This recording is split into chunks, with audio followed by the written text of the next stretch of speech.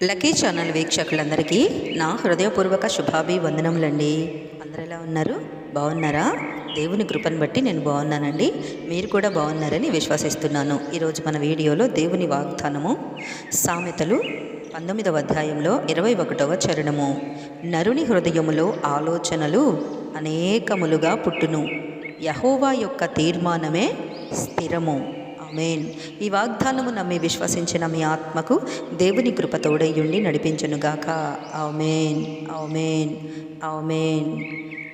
మరొక వీడియోతో మీ ముందుకు వచ్చేంత వరకు దేవుని మహాకృప నాకు మీకు తోడయ్యుండి నడిపించునుగాక. ఆమేన్. Praise the lord.